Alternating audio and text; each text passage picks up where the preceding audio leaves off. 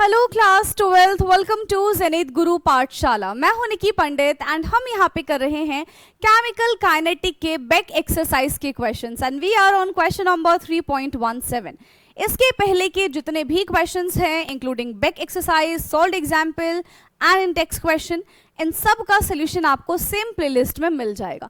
So let's solve this question. तो question क्या है बेटा? During nuclear explosion, one of the product is 90 strontium with a half-life of 28.1 years. If microgram of 90 strontium was absorbed in the bones of a newly born baby instead of calcium, देख रहे हो हमारी body calcium absorb करने के बजाय जब strontium absorb करेगी, ठीक है, how much time it will remain after 10 years and 60 years if it is not lost metabolically. Okay, so यहाँ पे भी हमसे क्या पूछा गया है बेटा? how much of it will remain after 10 years and 60 years if it is not lost metabolically. ठीक है, तो सबसे पहले यहाँ पे हमको t हाफ दे रखा है जिसकी हेल्प से हम k की वैल्यू कैलकुलेट कर लेंगे। k की वैल्यू कैलकुलेट करने के बाद हमें यहाँ से कॉन्सेंट्रेशन पूछा है, इनिशियल कॉन्सेंट्रेशन पूछा है बेटा, तो हम यहां से फिर पहले इनिशियल कॉन्सेंट्रेशन निकालेंगे एंड देन उस इनिशियल कॉन्सेंट्रेशन को लेके, ठीक है, एक बार हम उसके लिए 10 इयर्स के लिए इनिशियल कॉन्सेंट्रेशन निकालेंगे और एक बार हम किसके लिए निकालेंगे? 60 इयर्स के लिए इनिशियल कॉन्सेंट्रेशन को कैलकुलेट करेंगे। ओके, यानी कि आर बोल लो या फिर ए बोल लो, हम ये चीज कैलकुलेट करने वाले हैं। राइट, क्या इतनी चीज समझ में आई है? तो सबसे पहले अगर हमें क्या करना पड़ेगा, हाफ लाइफ के बारे में बोला गया है, तो सबसे पहले हमें हाफ लाइफ यहाँ पे कैलकुलेट करना पड़ेगा। So k is equal to 0.693 upon T half. T half is given to us, तो 0.693 अपॉन 28.1 ईयर्स इनवर्स, ये हमारा यहाँ से k हो जाएगा। Now we will use the first order kinetic का formula, that is t is equal to 2.303 upon k log r naught upon r। ठीक है, initial concentration upon remaining concentration.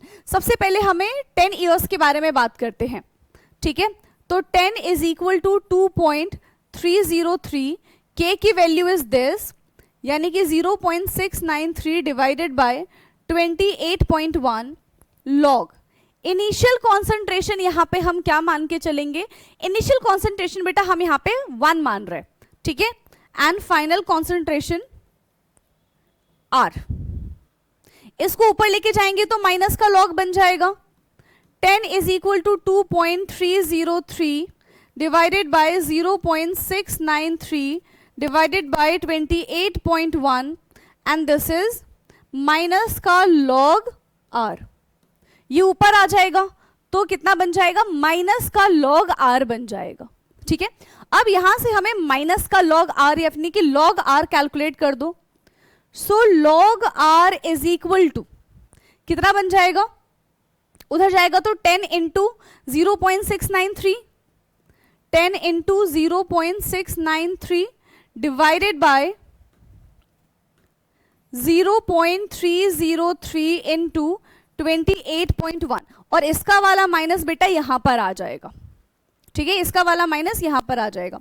सो log R की वैल्यू अब यहां से calculate करो, जो भी आंसर आएगा वो किस में आएगा? माइनस में आएगा और छोटी वैल्यू आएगी। राइट, हाँ, कितना आंसर आएगा बेटा? माइनस में हमें इसकी वैल्यू देखने के लिए मिलेगी, तो माइनस 0.107 कितना हो जाएगा? माइनस 0.1071। ठीक है, 0.107, ठीक है, 1। पर हमें R थोड़ी निकालना है, हमें तो यहां से एंटी लॉग कैलकुलेट करना है। So R is equal to log का बन जाता है एंटी लॉग। लॉग का क्या बन जाएगा? लॉग का बन जाएगा एंटी लॉग ऑफ माइनस 0.107। अब देखो लॉग कैसे कैलकुलेट करना है, एंटी लॉग कैसे कैलकुलेट करना है, ये चीज मैं आपको ऑलरेडी सिखा चुकी हूं। तो मेक श्योर बेटा कि लॉग और एंटी लॉग वाला आप लेक्चर एक बार देख लो, बिना लॉग टेबल की हेल्प से आप लॉग भी कैलकुलेट कर पाएंगे और एंटी लॉग भी कैलकुलेट कर पाएंगे, क्योंकि हर एक क्वेश्चन में बार बार लॉग और एंटी लॉग समझा पाना टफ है, ठीक है।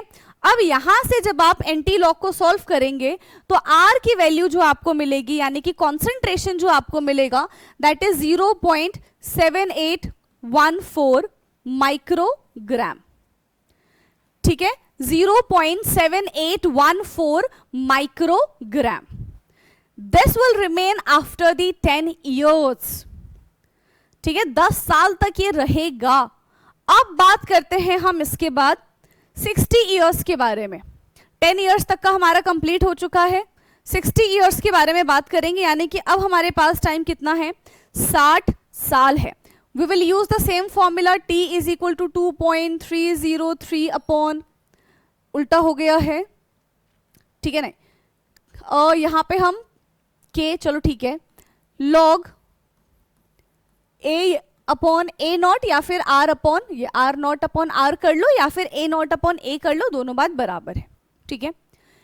60 सेकेंड के लिए, 60 ईयर्स के लिए कैलकुलेट करेंगे 2.303 के हमने कितना निकाला था, 0.693 divided by 28.1, 0.693 divided by 28.1 log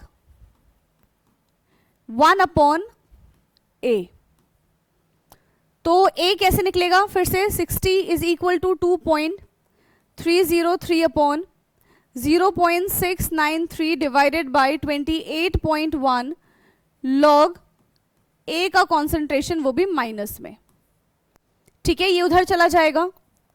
log a is equal to minus का 60 इंटू 0.693 अपॉन 2.303 इंटू 28.1।